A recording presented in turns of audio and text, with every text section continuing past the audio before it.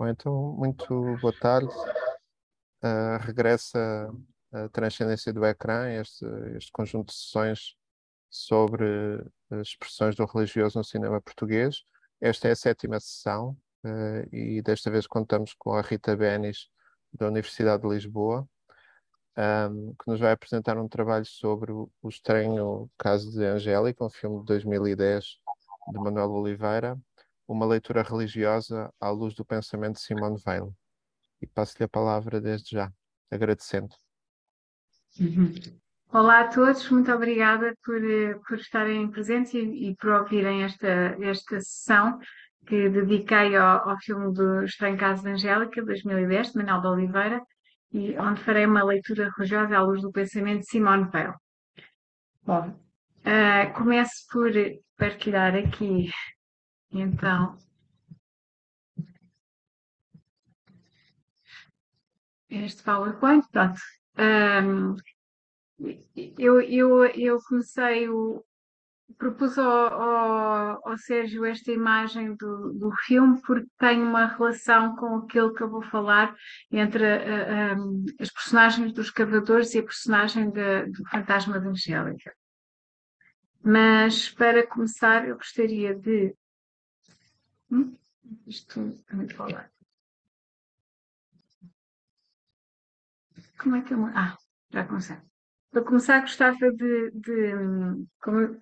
como disse, isto é, a apresentação é à luz do trabalho e do pensamento da Simone Weil, que foi uma pensadora, uma filósofa que teve, infelizmente, uma vida curta, mas que publicou muitos ensaios, para cima de 50, muitas cartas, muitos artigos, tendo-se colocado sempre ao lado dos mais fracos e oprimidos e debatido-se muito com as questões contra qualquer forma de violência política ou social e em particular há um texto onde eu fui buscar aqui ressonâncias do pensamento dela para interpretar este filme, que é o livro O Enraizamento, que é um texto, foi um texto inacabado, nomeadamente o último capítulo deste texto, em que nos fala do caráter sagrado do trabalho físico, em que nos fala de como o trabalho físico pode ser considerado uma atividade religiosa por excelência. E é nesse texto que ela discorre sobre toda a antiguidade pré-romana, em que fala da religião dos chamados mistérios, uma religião que baseava-se em expressões simbólicas da salvação da alma, retiradas de gestos ligados à agricultura. E neste trabalho encontro alguma ressonância também com um outro trabalho de um filólogo alemão chamado Hermann Ussner, que se dedicou ao problema da gênese dos nomes divinos e que foi recordado por Agamben num texto intitulado Il Sacramento di Linguaggio, Arqueologia do Juramento. E o Ussner, isto aqui agora na interpretação do Agamben, que diz o seguinte: para cada atividade e situação que poderia ser importante para o homem de então, escreve Ussner, também se referindo a esta antiguidade pré-romana, não é? Eram criados e nomeados com um apropriado cunho verbal deuses especiais.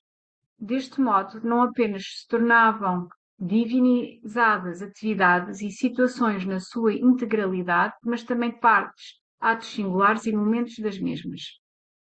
Ussner mostra mesmo divindades que entraram na mitologia como Proserpina ou Pomona eram originalmente divindades especiais, que nomeavam, respectivamente, o despontar dos rebentos, Pródero, e o amadurecer dos frutos, Poma. Todos os nomes dos deuses, esta é aliás a tese do livro de Ussner, são de início nomes de ações ou eventos momentâneos, os Sundergotten, deuses especiais, que através de um lento processo histórico-linguístico perderam a sua relação com o vocabulário vivo. Pronto. E Simone Weil vai um bocadinho ao encontro desta ideia, salientando igualmente a natureza sagrada do trabalho físico agrícola neste tal último capítulo do enraizamento. Portanto, ela diz-nos que o trabalho físico era, desde há muito tempo, uma atividade religiosa de excelência, consequentemente algo sagrado. Os mistérios, religião de toda a antiguidade pré-romana, baseavam-se inteiramente em expressões simbólicas de salvação da alma retiradas da agricultura. E agora, desculpem que eu andei para a frente demais, portanto era isto que... E vamos então passar agora ao filme do Manuel de Oliveira, que é situado numa paisagem particular, que é a paisagem do Rio Douro, majestosa, rodeada de montanhas gigantes e pelas suas gentes, a quem Oliveira dedica o filme O Estranho Caso de Angélica, e que esse rio e essa paisagem, essas encostas têm uma importância imensa na obra de Oliveira, que à sua maneira foram contaminando com a sua atmosfera o estilo do seu cinema. E, portanto, é fundamental para compreender como cada obra e cada filme tem um lugar e como é quais são as circunstâncias e os acasos que levam aquele artista nesta ou naquela direção, convém situar então este filme. Manel de Oliveira, nascido nos finais da monarquia em 1908, começaria por filmar ainda na época do cinema mudo, na passagem para o sonoro, estreando-se com Dor Faina Fluvial, chegando 8 décadas mais tarde ao cinema digital com singularidades de uma rapariga loira. O seu trajeto único atravessa diferentes períodos históricos de Portugal, nomeadamente entre Dor Faina Fluvial, que é de 1931, e o filme O Passado e o Presente, que é de 1971, passam-se um hiato de cerca de 40 anos, em que, apesar de haver o Niki Bobó e o Ato Primavera, essas duas longas-metragens, que foram extremamente acusadas, alvo de críticas severas na altura. Portanto, o Aniki Bobó foi acusado de ser uma cilada para a inocência das criancinhas e o Ato de Primavera, um dos debates públicos a seguir ao filme, levou a que o Manel de Oliveira fosse preso pela polícia política, pela PIDE, onde esteve 10 dias retido. E este período foi um período, portanto, que ele não pôde filmar de forma contínua como viria a filmar mais tarde, e em que ele esteve centrado de forma sistemática na Quinta de Família, herdado uma herança da sua esposa, da Dona Maria Isabel, e a chamada famosa Quinta da Portelinha, que é situada na Comieira, na Veiga, e de fronte do qual, cuja varanda principal espreitava essa região do Oriense, onde ele tinha contacto com essa atmosfera, com esse ritmo, com esse espaço-tempo particular. E onde teve a oportunidade de refletir sobre uma noção de cinema que depois impregnará toda a sua obra. E diz ele então: deste modo voltei à terra. É um outro ritmo. Há um tempo para cada coisa, um tempo para a colheita, é a natureza que manda. Estamos submetidos às condições climatéricas e há um contato com os homens que trabalham os campos. Temos então um sentimento muito particular do movimento das coisas naturais, que não se encontra na indústria. Um trabalho que se faz na primavera não se pode fazer no outono ou no inverno. Existe uma época para cada trabalho, enquanto que na indústria gira tudo da mesma maneira. Este período ajudou-me a interiorizar acerca do meu cinema. Angélica foi então um dos projetos nascidos desta época, deste íntimo contacto com a paisagem do Oriente, e foi escrito em 1952, apresentado ao SNIC, ao Secretariado Nacional de Informação, em 1954, e só chegaria a ser filmado em 2010, desta vez com o título de O Estranho Caso de Angélica. Portanto, isto é a primeira versão do Angélica, a primeira versão apresentada na candidatura ao SNI, e nele apresenta-nos, nesta história, ele apresenta-nos a história de Isaac, um jovem fotógrafo judeu sefardita que documentava fotograficamente os gestos dos trabalhadores do Douro Vinheteiro, e que certa noite é chamado para tirar uma foto um tanto quanto arcaica de uma jovem mulher chamada Angélica, que tinha acabado de morrer, e Isaac vai à casa dessa família e enquanto olha através do visor da sua câmara, procurando o ângulo melhor para captar a imagem desta rapariga, ele parece-lhe que ela lhe sorri e isso perturba-o tremendamente e desencadeia uma série de incidentes que o levam a mergulhar num mundo de fantasmas, seguindo a Angélica, eventualmente no final até à sua própria imaterialidade. Portanto, o argumento de rodagem oferece depois um outro título, não é? Que é o Estranho Caso da Angélica, já não é Angélica, e tem estes são páginas dos argumentos que ele foi fazendo, as várias versões que ele foi fazendo. Este é de 1998. E aqui temos finalmente a capa do argumento de rodagem, que nós lemos como subtítulo Alegoria. Alegoria que surge na página frontal em jeito de declaração programática, convida-nos a olhar o filme como uma possibilidade, uma alegoria em torno do estranhamento. Isto é, não nos deixamos levar pelo o sentimento literal, o sentido literal da aparição da Angélica, mas antes pelo seu mistério, a cadeia alegórica que o filme transporta, o mito que ali se aloja. Portanto, título e subtítulo guardam um estratégico silêncio sobre aquela que é, porventura, a paisagem ou a notícia principal do filme. E, portanto, aquilo que me traz aqui hoje, nesta sessão, é justamente esta paisagem e a relação dos trabalhadores do campo com esta paisagem. Uma paisagem que se deixa adivinhar pelo intercruzar de dois registros.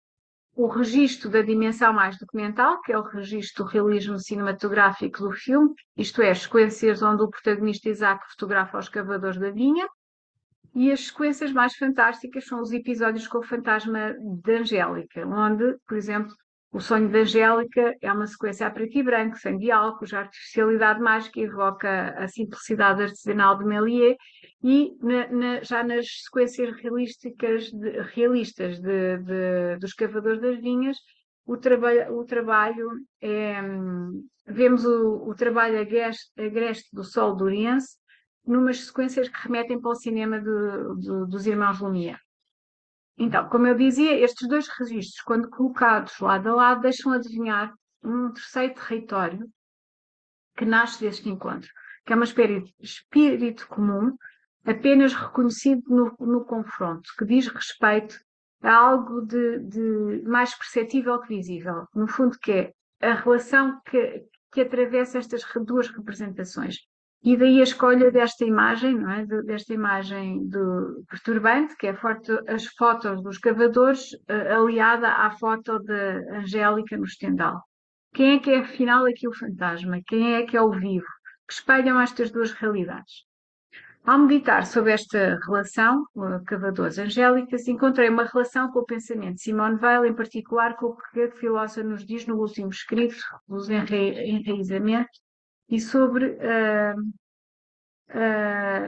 como na porosidade decorrida entre este mundo sensível e mundo espectral, parece entrelaçar o acesso a um outro espaço-tempo cinematográfico em que a aparição da Angélica espelha algo que ultrapassa esta mesma visão. Ou seja, ela espelha a iminência do desaparecimento dos cavadores da vinha e a iminência do desaparecimento dos seus gestos, uma relação ancestral do homem com a terra, aliança quase tão antiga como o próprio homem. Esta afinidade entre Angélica e Cavadores espelha-se então na imensa melancolia de Isaac, a única personagem aparentemente capaz de percepcionar e identificar então aquilo que a correlação evoca.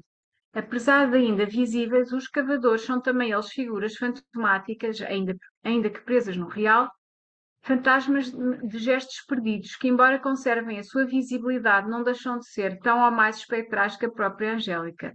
A capacidade de assombração que possuem reside em algo que está presente, mas não visível, ou seja, uma contingência imanente que dissolve a forma e que não coincide com a sua materialidade ou visibilidade, mas que torna perceptível que se torna perceptível para Isaac e para nós, espectadores, através da presença de Angélica. Se a visão do morto-vivo, que é Angélica, causa arrepio e horror, mais terríficos se tornam ainda os vivos mortos, que são os cavadores. E Isaac, apercebendo-se destes fantasmas, ao tomar consciência dessa condição, da iminente extinção de uma forma de vida, a relação homem-terra, desta luta agónica sagrada que o duro trabalho da terra representa, Isaac é assombrado por uma angústia terrível. Ele gostaria de resgatar com o seu gesto fotográfico, então, aquilo que ali está, uma imagem do sagrado. Se recordarmos as palavras de João César Monteiro sobre aquilo que representa o ato de filmar em Oliveira, isto é, a restituição de uma imagem de sagrado, percebemos melhor o horror e o desespero de Isaac. Isto são as palavras de João César Monteiro. Manuel de Oliveira faz, no contexto português, parte de uma pequena minoria de cineastas católicos. Os outros são o Paulo Rocha e, numa escala mais modesta, o autor destas linhas, para quem o ato de filmar implica a consciência de uma transgressão. Filmar é uma violência do olhar, uma profanação do real que tem por objetivo a restituição de uma imagem de sagrado. Então, mas a tentativa de restituição de uma imagem de sagrado através da profanação do real, isto é, o esforço fotográfico de Isaac, pouco pode contra a inexorável esquecimento a que estes escavadores parecem condenados. Isaac presencia assim um sacrilégio, a progressiva hegemonia das máquinas que substituirão os homens e calarão para sempre a rica e viva melodia da antiga cava. Isaac fotografa a máquina escavadora com fúria, como se disparasse sobre um inimigo. Todas as noites, como que apercebendo-se da sua impotência, acorda cada vez mais estranho e desesperado, imerso na profunda melancolia de não conseguir-se fazer ouvir, não conseguir comunicar com os outros, não conseguir salvar um gesto humano do esquecimento, não conseguir restituir uma imagem de sagrado. Neste dor de Angélica, portanto, estas imagens aparecem então esvaziadas numa antiga sacralidade ritual, que seria a grandeza que teria noutros tempos, os tempos dos gigantes do Douro. Um tempo que já não existe, segundo o Manuel de Oliveira, em que, na altura em que ele fez o projeto Gigantes do Douro, em 1934, era um projeto de juventude, o Manuel de Oliveira teria 24 anos nessa altura, e, segundo o próprio, ele queria apresentar o trabalho gigantesco dos trabalhadores vitícolas, gentes que são como pequenos homens, mas que fazem trabalhos de gigantes.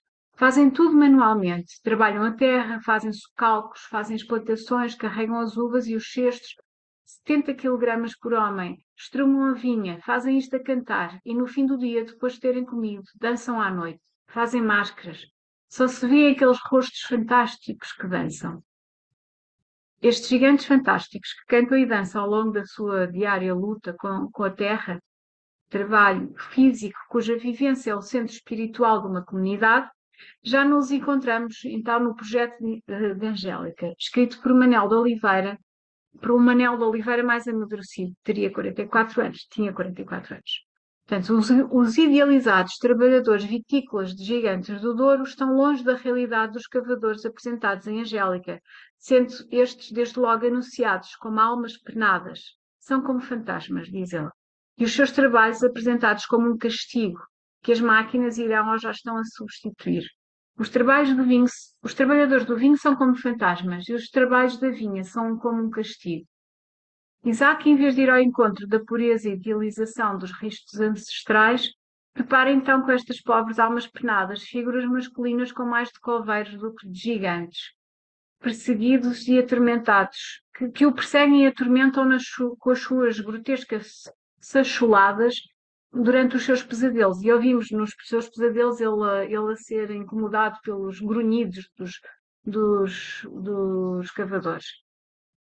E é certo, Manuel de Oliveira dedica o estranho caso da Angélica aos Gigantes do Douro. E num gesto final do filme, ele põe a canção da cava por último, quando Isaac morre, no final do filme, ele mete a canção da cava dos trabalhadores por cima do genérico final, por cima daquele escuro, daquelas portas que se fecham, fica a canção da cava connosco. E, portanto, este gesto certa forma resgata a sua memória, pois o trabalho de memória, como diz Ricoeur, é um trabalho de luto e ambos são uma palavra de esperança arrancada ao indizível. Portanto, o estranho caso de Angélica torna-se assim um trabalho de memória e de luto. E se recordarmos, a última coisa que fica realmente a pairar é a tal ancestral canção da antiga casa. É essa canção que fica a pairar sobre o genérico final. E, portanto, na célebre entrevista em que ele dá ao Antoine de Bach e ao Jacques Parcy, ele diz: nós vivemos através de determinados rituais. São os rituais que fazem a vida. Mas os ritos de hoje que perduram, segundo Oliveira, são para turistas. Por ignorância, conservamos a parte mais superficial e deixamos a parte mais importante de lado, como os gestos agrícolas, que têm significado superior. Perdeu-se e resta-nos o folclore. Perdemos bastante. E diz-nos então ainda mais que a sabedoria assenta no espírito de uma experiência vivida através dos séculos. Não há uma abstração filosófica. Transmite-se de geração em geração graças a saberes verdadeiros e autênticos, e é preciso nunca esquecer que a civilização ocidental pensa estar numa via extraordinária de progresso e marcha no sentido do abismo. É preciso não esquecer que o homem, apesar de todas as comunidades mecânicas que a si mesmo oferece, está inexoravelmente ligado à natureza. E nas diferentes versões do argumento angélico encontramos então aqui um tema estrutural, que é o tema da agonia mortal, aliás, e que é um tema que a Maria do Rosário conhece bem. Na introdução à publicação do argumento de Angélica, de 98, diz assim: passado o temporal para o atemporal, como é o caso de Angélica, vem-me à mente a ideia de agonia mortal.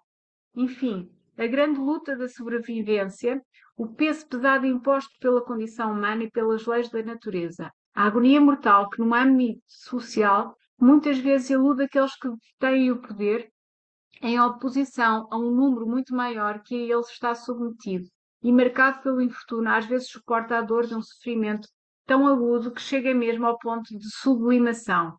Angélica representa a fuga em busca desse sublime, fora da nossa civilização dispara e escravizada.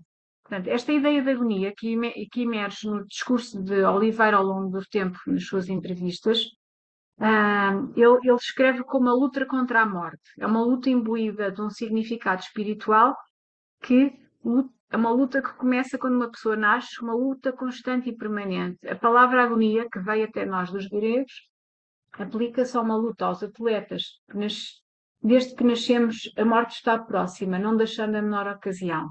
Portanto, é uma luta que retoma com uma camada temática ao longo das 4 variações dos guiões, de 1954, 88, 98 e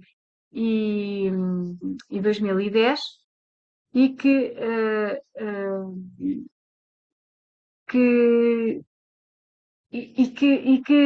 está presente em continuidade em toda a estrutura deste filme. A expressão mais visível são, lá está, os gestos destes viticultores, destes vinheteiros, e ela aparece constantemente, é sempre sublinhada constantemente ao longo dos guiões, além nos filmes, como é óbvio. Portanto, e há uma particularidade muito interessante, né, de reparar nestas leituras, é que nos 3 primeiros guiões, no 54, 88 e 98, estas figuras dos vinheteiros, a luta que era uma luta agónica, sagrada da comunidade, que era um esforço contra a morte que unia uma humanidade em torno num tipo de um ritual, o ritual do gesto agrícola. Esse gesto era desfigurado por um outro tipo de movimento que entrava em contraste, que é o instinto animal de sobrevivência. Nestes primeiros 3 guiões, estou a falar, nestes primeiros 3 guiões, esta agonia, este movimento sagrado, entrava em conflito com a luta pela sobrevivência. E então estes figuras humanas dos cavadores transformavam-se em bestas, transformavam-se em animais, transformavam-se.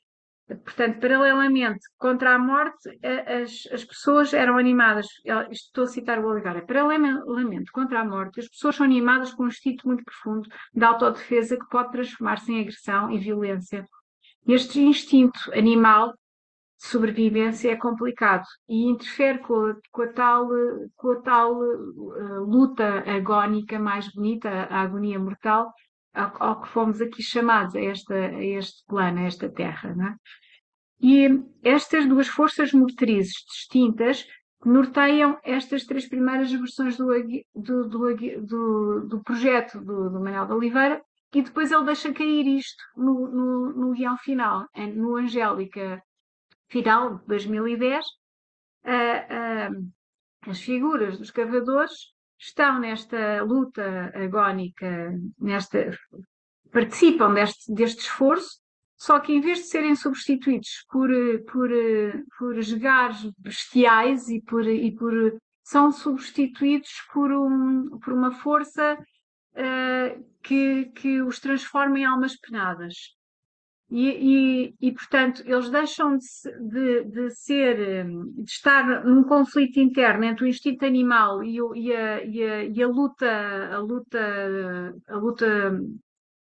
sagrada, a luta a que viemos chamados, e a luta sagrada passa a estar em conflito com uma luta interior, que é uma malignidade própria, que nós temos que escolher. Então estes personagens internamente definham, porque estão a ser comidos, vá lá, não, isto é o entender do Manuel de Oliveira, ele fala disto, discorre sobre isto, e em que esta luta que transforma os humanos não em bestas, mas em figuras espectrais sem vidas, figuras malignas com expressão de carrascos e zumbis, chama-se a violência da vida. Ele atribui a esta força a violência que é uma violência própria do indivíduo. É uma violência que vem do nosso âmago e brota de um domínio transcendental. E esta violência que nos escraviza e que nos faz escravizar os outros leva ao tal desenraizamento que a Simone Weil fala. Ela fala deste enraizar do ser humano, que nós precisamos de estar ligados. Portanto, as descrições dos personagens dos trabalhadores da vinha, na versão do argumento de rodagem, caracteriza os trabalhadores como almas amaldiçoadas e não como bestas, como inicialmente, mas com gestos próximos de coveiros, e que agridem Isaac, e isto é mesmo escrito no guião, agridem Isaac, como se por meio de tais visitas no pesadelo, os cavadores estivessem tentados a alcançar e ferir Isaac, por este estar ciente do vazio progressivo dos seus gestos, da sua obscenidade, o fora do mundo vivo em que caíram. Portanto, e assim acabo, portanto, por concluir, esta relação com o pensamento da Simone Weil, peço desculpa, onde é que está o livro, olha o pensamento, em que ela diz que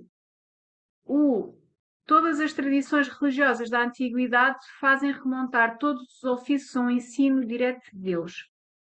E a partir de certa altura, a seguir à Grécia Clássica, 1 ou 2 séculos mais tarde, por um mecanismo que não compreendermos bem, mas em que certamente o dinheiro desempenhou um papel importante, todas estas atividades se tornaram exclusivamente profanas e foram cerceadas de qualquer inspiração espiritual.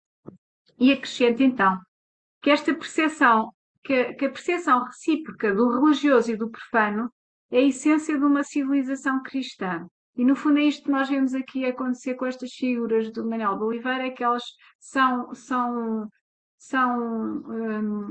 a ser afastadas desta reciprocidade entre o religioso e o profano. Estão a ser desenraizadas, no fundo, no sentido da Simone Weil. Ela diz que este esforço físico destes homens, o trabalho agrícola em particular, é superior a todas as outras atividades humanas. as outras atividades humanas, seja a de comandar os homens, elaborar planos técnicos, a arte, a ciência, a filosofia e assim sucessivamente, são todas inferiores ao trabalho físico em significação espiritual. É fácil definir o lugar que o trabalho físico deve ocupar numa vida social bem organizada. Deve ser o seu centro espiritual. E, portanto, o Isaac está a assistir ao centro espiritual de uma comunidade a desaparecer, no fundo. E por isso é que Manuel de Oliveira, acha este filme muito misterioso, mas diz: os filmes são mais inteligentes que os realizadores, os meus filmes falam melhor do que ele. E então ele diz que é sobre a forma de um mito, de uma alegoria, que nos apresenta este estranho caso de Angélica, em que as sequências do fantasma da Angélica e aquelas que retratam os trabalhadores, apesar de não encontrarmos analogias, linhas comuns e nenhuma regra analisável, a sua sombra de semelhança comunica-se, dá a saber. É na sua correlação, intermitência e assombração que elas se encontram. Muito obrigada e peço desculpa ter demorado tanto. Obrigado, Rita. Não demoraste, na verdade. Uhum. Ainda temos alguns minutos para conversarmos um Ah, pouco sobre aquilo que a Rita apresentou. E eu se pergunto quiserem, se. posso só pôr um bocadinho aqui de um trailer do filme para sentirem a música e um bocadinho das personagens, apesar de não conseguir ir buscar. ahm, Acho que sim. E podem ir preparando as perguntas ou os comentários. Exato, exato.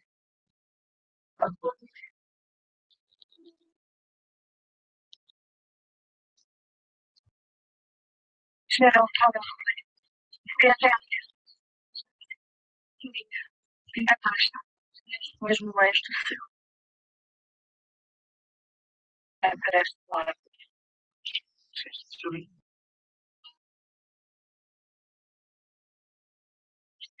A realidade, este encantamento.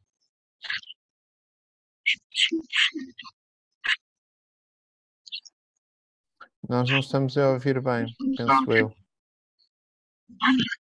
Rita.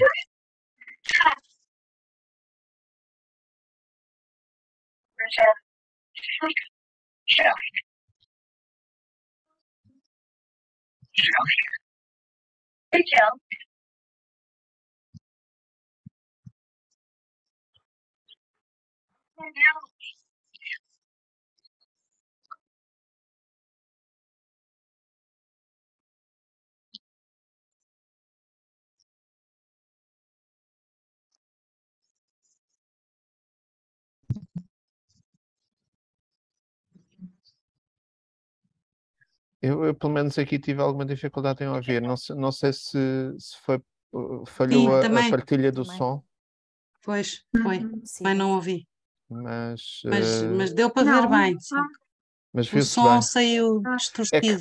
quando se partilha o ecrã tem que selecionar a partilha do som, porque ele não faz automaticamente. Não sei se foi isso. Ok, Porque os sons que talvez. se estava a ouvir devia ser das colunas do teu computador. Pronto, então não sei se alguém tem alguma questão, algum comentário para a Rita. Uhum. Sim. Sofia, vai. Ok. Não sei se é uma pergunta assim muito difícil, muito fácil de responder, porque também não sei se o conceito para Manuel de Oliveira vai evoluindo ou não, mas há um sagrado para Manuel de Oliveira aqui neste filme. Isto é, o conceito que Manuel de Oliveira tem de sagrado, pronto, que era, no fundo é a minha pergunta, não é? Porque sagrado também, esse conceito tem uma dinâmica e pode haver várias explicações para a palavra, não é? Mas, portanto, a interpretação que Manuel de Oliveira tem de sagrado está explícito neste filme? Ou ela vai mudando ao longo da vida dele? Não sei se estou a ser clara. Em relação a este projeto em particular, que é um projeto que vem desde os anos 50, portanto, que atravessa quase um espaço de 50 anos, ele mantém. Ele é muito instintivo, muito intuitivo, o Manuel de Oliveira, sempre, e respeita essa intuição. Portanto, Intuição, não é ele, instinto, é intuição, não é?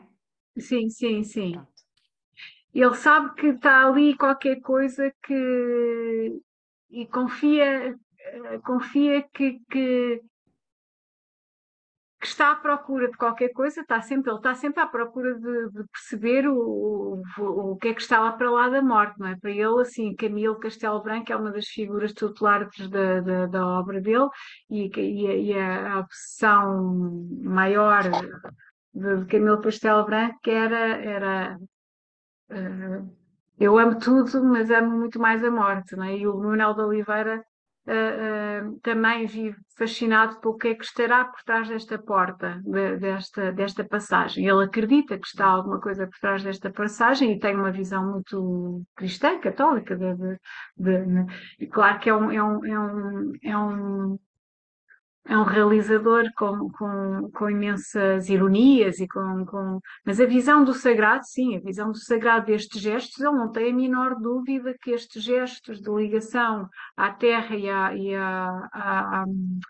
a relação do homem com a terra que se está a degradar e a desfazer, e que isso é uma relação sagrada que está a ter que vai ter um impacto, não é? O homem, ele diz, o homem julga que está num caminho de progresso vitorioso, mas caminha para o seu abismo enquanto continuar a ignorar esta relação sagrada. Ele não tem a menor dúvida que este filme é um grito de alerta em relação a isso. Portanto, há aquelas personagens todas dos engenheiros que estão naquela pensão e que falam com ele e que só falam em progresso e que não querem saber de coisas à moda antiga, como eles referem aos trabalhos do campo.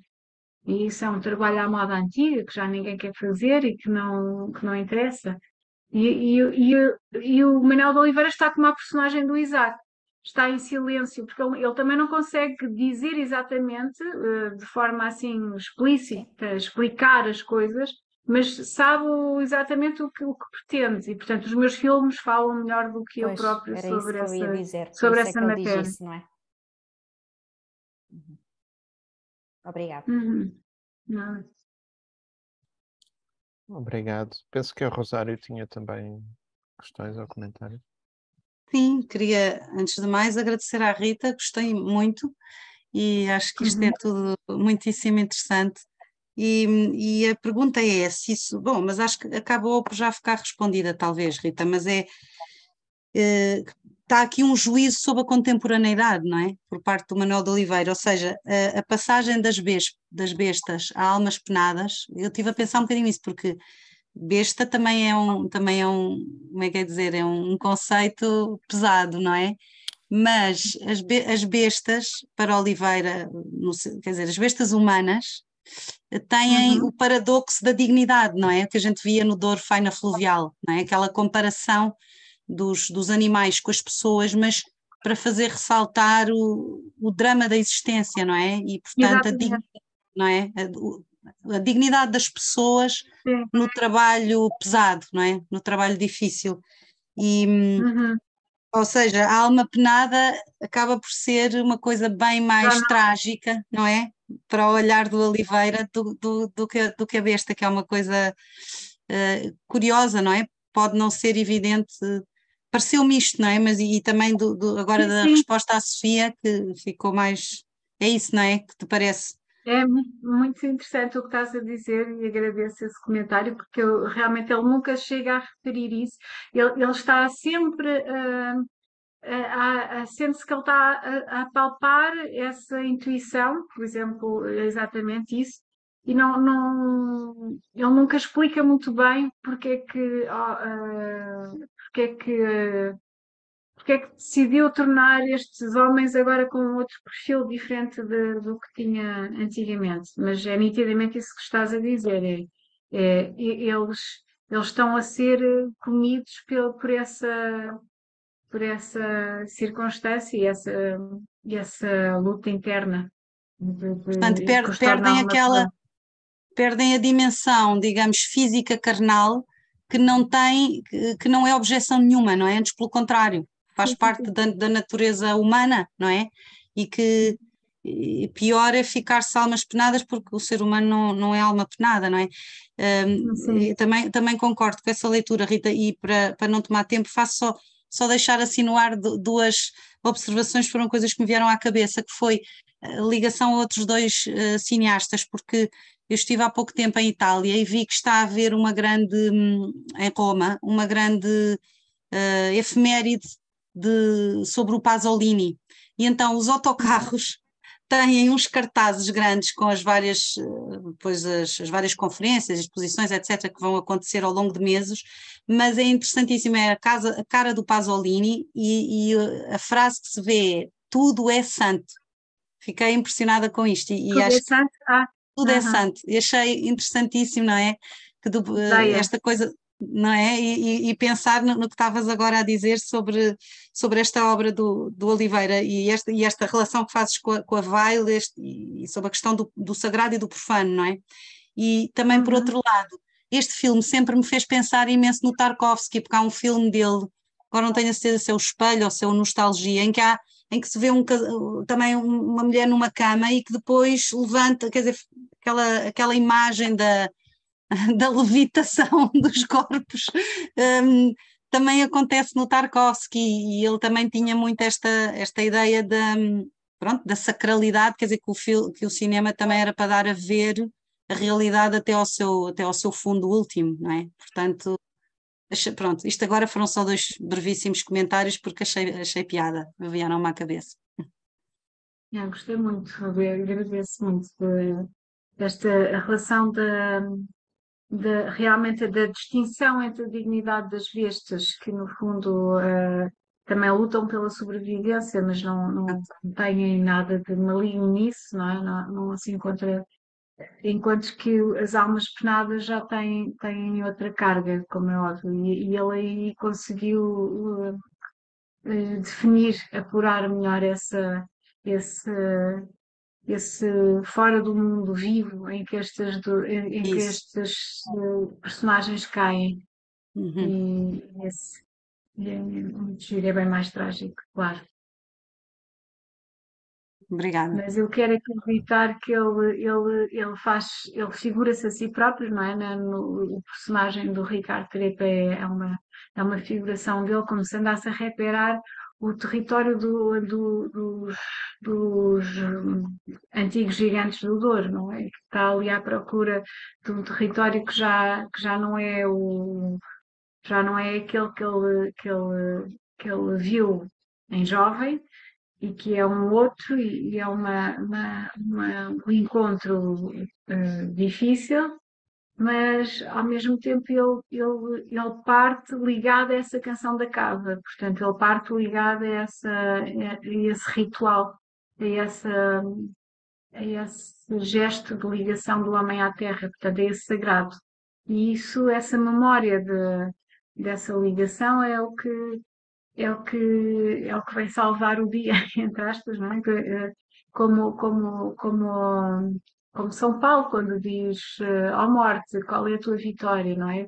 Quando Cristo morre na cruz, porque nós não esquecemos aquilo que Cristo nos trouxe e esse trabalho de memória, o trabalho do luto, lá está, um gesto de esperança arrancado ao invisível, como diz o Ricardo. Obrigada. Muito obrigado. Não sei se a Maria da Conceição tem alguma questão ou comentário. Não estamos a ouvir. Tem que ligar o microfone. Agora. Pois, eu estava a perguntar se só ouvia e depois lembrei-me que não tinha o microfone. Primeiro, que eu não vou fazer nenhuma questão, é apenas um comentário. Gostei muito de ouvir esta exposição da Rita, até porque não sou especialista como a professora Rosário, ou como a Rita, como outros, talvez, na obra de Manuel de Oliveira, mas primeiro gostei muito de ouvir. Eu só faço algum comentário porque são ideias que surgiram por um lado, quer dizer, este topos recorrente, mas que falou, que é interessante que o Oliveira falava, até essa agonia mortal, que no fundo é a inevitabilidade da morte sempre presente, não é? E pelos vistos aqui está presente em todos esses vetores que a Rita referiu, nos cavadores, não é? Que estão para desaparecer. Sim, sim, sim. Achei interessante esta última conversa. Se são bestas, de facto é muito forte, mas são bestas humanas, mas passam a alma penada, perdem a parte corporal. Portanto, é como se ficam mortos-vivos, como também já se falou. A inevitabilidade da morte, depois a inevitabilidade da morte da figura de Angélica, e depois a inevitabilidade da morte de Isaac. Portanto, isso de facto está sempre presente nestas três vertentes, que inicialmente era isso, aliás, era por onde eu queria ter começado. Achei interessante porque, de uma forma superficial, talvez, mas muito bem analisada, este filme tem, como a Rita diz, essas duas perspectivas, um realismo documental e, por outro lado, a questão do fantástico e as sequências fantásticas. Mas, de facto, há uma terceira perspectiva, uma terceira vertente que está sempre presente e que é o percurso de Isaac no meio disto tudo, nesta relação entre sagrado e profano, entre a angústia, mas através de uma outra arte, dentro da arte, portanto, dentro do filme há uma outra arte que é a fotografia, e que ele utiliza, quer dizer, há muitas imagens dele a fotografar, os seus binóculos, as suas lentes, e esse aspecto eu achei interessante, portanto, que é esse entrecruzamento, que é tão comum, quer dizer, em cinema, obviamente, faz parte, mas que aqui é muito explícito, e que marca, quanto a mim, ainda mais o percurso de Isaac. Portanto, esta sua ligação à fotografia, à arte fotográfica, às objetivas, também aparecem as lentes, etc. Ou seja, e termino, é porque é um comentário, mas são três vertentes que eu vejo aqui muito importantes e que a Rita, no fundo, falou delas, e não apenas duas, as duas iniciais. De facto, este percurso de Isaac é transversal às outras duas. As outras duas, se calhar, não fariam muito sentido se não existisse aqui o Isaac. Era apenas isto. Mais um comentário, mais uma reflexão do que propriamente uma pergunta. Sim, sem dúvida, é esse gesto fotográfico que ajuda a revelar o paralelo entre as outras e a relação entre as outras duas realidades do fantasma da Angélica e dos cavadores que aparentemente não se encontram, mas depois é nele que se encontram, é nele que as coisas se refletem. É na sua melancolia, aliás. É na melancolia dele que ele começa a perceber esse desaparecimento desse mundo da ancestral, da relação do homem com a terra, e que ele se começa a aproximar do fantasma da Angélica, que vem como um outro tipo de morte, não essa morte que o homem, a humanidade deve lutar contra a morte, mas sabendo que ela é inevitável e aceitando-a, mas ele nunca deixando de, de, de exercer a luta agónica, da sagrada luta agónica, enquanto estamos aqui vivos, unidos nos rituais que nos unem como humanidade. Ele vira-se para outro tipo de morte, não é? Vira-se para aquele fantasma que é uma morte que vem e que o Manuel Oliveira descreve a Angélica como a morte. Vem neste vestido de tolo branco a salvá-lo deste desespero em que ele está mergulhado. E, portanto, mas ela ao mesmo tempo não deixa de ser a morte, é uma morte que é vista como uma mulher de vestido branco, que tem um sorriso à Gilconda, Ele diz isto no guião várias vezes. E, portanto, a Gioconda para Manuel de Oliveira tem um significado. A Gioconda era uma representação daquilo que há de mais perfeito, de uma harmonia idealizada, é a perfeição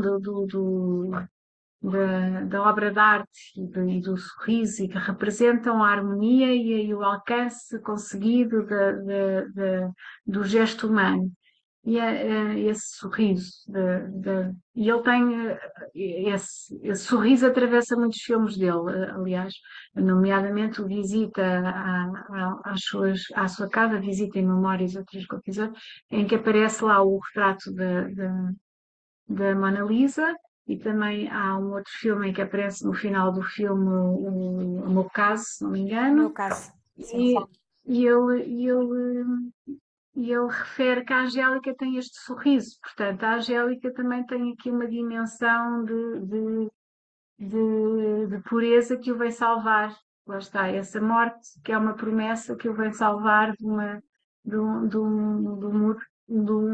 uma constatação que ele está a achar insuportável viver, e não está a conseguir resgatar uma imagem de sagrado.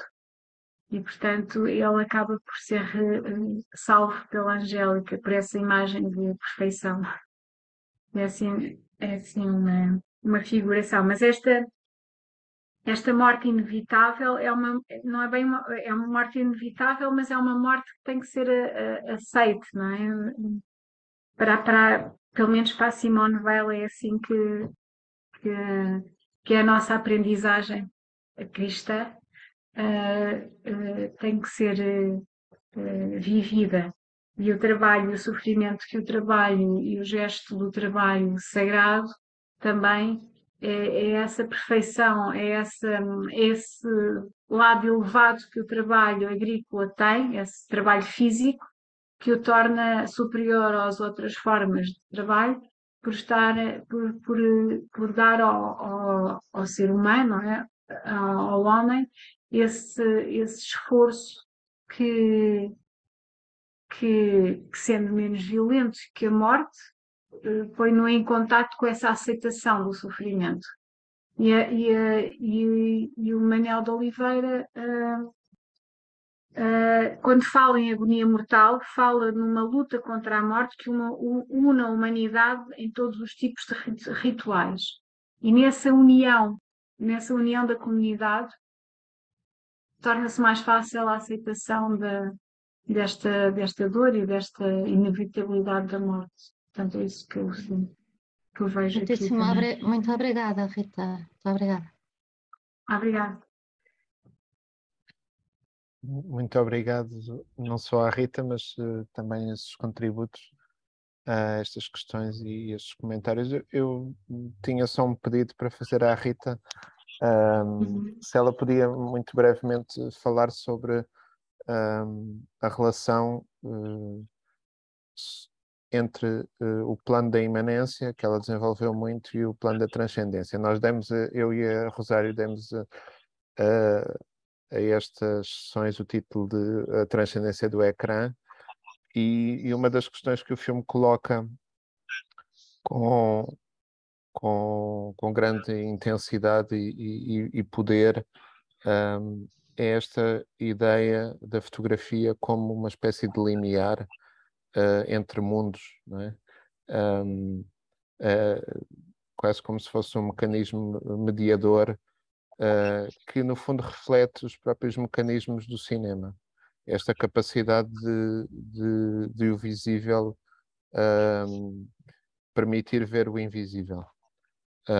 O modo como o cinema pode tornar imediato e pode tornar presente a experiência da transcendência. Portanto, não sei se podes dizer alguma coisa sobre isto, pegando se calhar em algumas ideias que também foram expostas neste muito interessante trabalho. Muito obrigada. Bom, de facto, este filme é um filme exemplar nesse sentido de que temos um plano do visível, não é? Temos um plano do visível e de personagens concretas e gestos concretos do visível que não têm uma correlação assim nenhuma imediata, que é as sequências do fantasma de Angélica, por mais oníricos que sejam, não são. Não é nesse sentido de transcendência que nos transportam, são planos, são linguagens, pronto, e o plano dos trabalhadores da cava, né, dos vinheteiros, que também são muito concretos e que estão ali de forma muito concreta e que ele vai fotografando. E depois, de facto, é realmente nesse encontro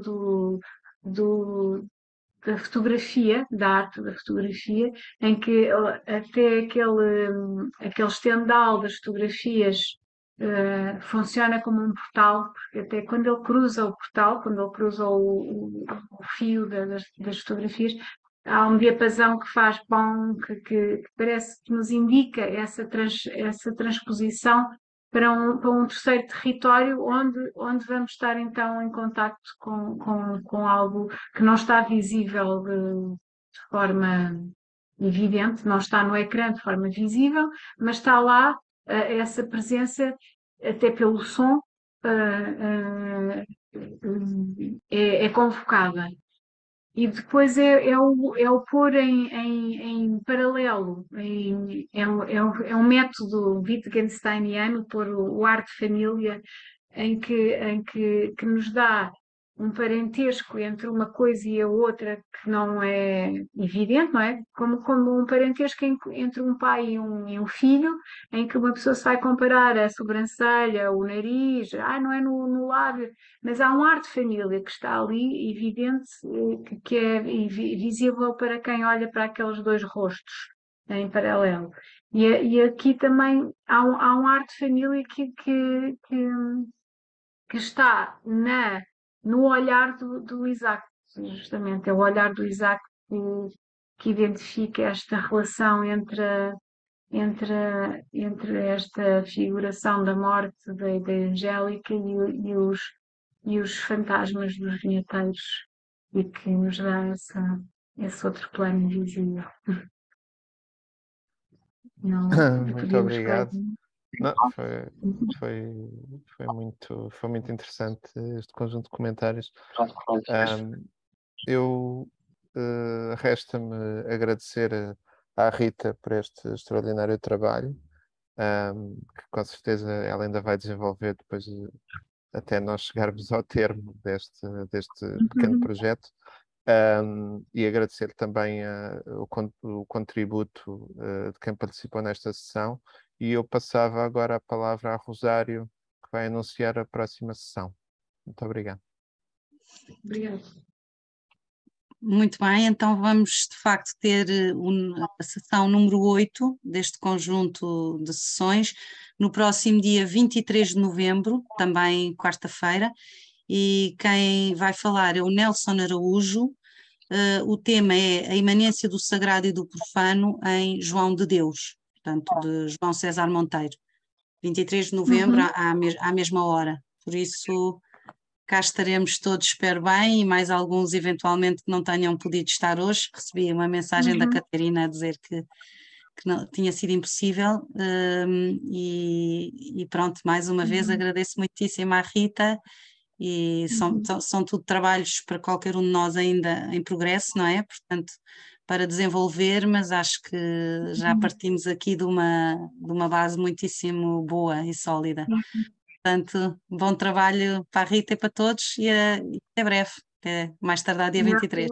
Agradeço a todos os comentários, também foram muito frutíferos para mim. Ótimo. Agradeço a vossa participação, foi muito boa. Ótimo, Rita, obrigada também. Boa tarde a todos. Boa tarde. Boa tarde. Boa tarde. Boa tarde.